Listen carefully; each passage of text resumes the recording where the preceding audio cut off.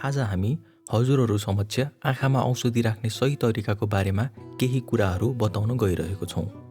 कृपया यो भिडियोलाई पुरा हेरिदिनु होला ताकि यसले आगामी दिनमा तपाईँ र तपाईँको परिवारमा कसैलाई आँखामा औषधि लगाउनु परेमा सजिलो होस्। सबैभन्दा पहिले औषधि राख्ने व्यक्ति या औषधि राखिदिने व्यक्ति दुवैले साबुन पानीले सफासँग हात धुनु पर्दछ।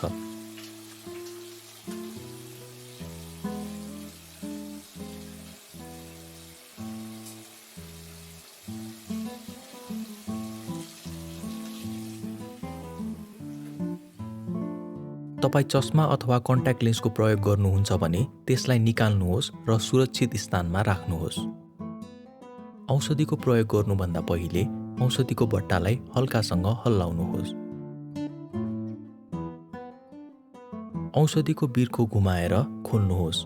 औषधिको बट्टाको टुप्पोमा नछुनुहोस्।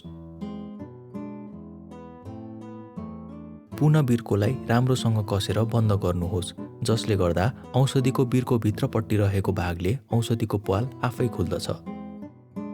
औषधि आएन भनेर सिउँले घोच्ने, कैँचीले काट्ने नगर्नुहोस्, यसले सङ्क्रमण हुन सक्छ। बिरामीलाई आरामसँग बसाउनुहोस् वा सुताउनुहोस्। आफ्नो वा बिरामीको टाउको पछाडि झुकाउनुहोस्।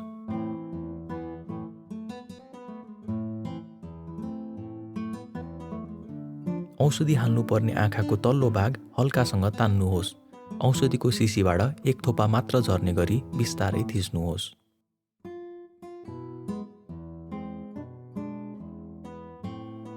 आँखामा औषधि परेपछि 1 मिनेटसम्म आँखा राम्ररी चिम्लनुहोस्। आँखामा औषधि राखिसके पश्चात आँखा जोडले चिम्लिने, हातले आँखा मिच्ने नगर्नुहोस्। यदि तपाईँ एकै आँखामा एकभन्दा बढी आँखामा राख्ने औषधि प्रयोग गर्नुहुन्छ भने एउटा औषधि राखेको 5 मिनेट पछि मात्र अर्को औषधि राख्नुहोस्। औषधि प्रयोग गरिसकेपछि बिर्को राम्रोसँग बन्द गर्नुहोस्। औषधि प्रयोग गरिसकेपछि बालबच्चाहरूले भेट्न नसक्ने तथा घाम नलाग्ने ठाउँमा सुरक्षित राख्नुहोस्। आफ्नो औषधि अरूलाई प्रयोग गर्न नदिनुहोस्। आँखाको औषधि खोलेको 30 दिनसम्म प्रयोग गर्न सकिन्छ।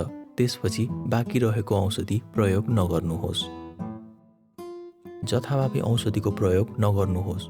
आँखाको कुनै प्रकारको समस्या छ, जस्तै आँखा दुख्ने, रातो हुने र धमिलो हुने भएमा तुरुन्तै नजिकैको आँखा उपचार केन्द्र अथवा अस्पतालमा देखाउनुहोस्। यस भिडियो हेरिदिनु भएकोमा धन्यवाद। हाम्रो च्यानललाई सब्स्क्राइब गर्न नभुल्नुहोला।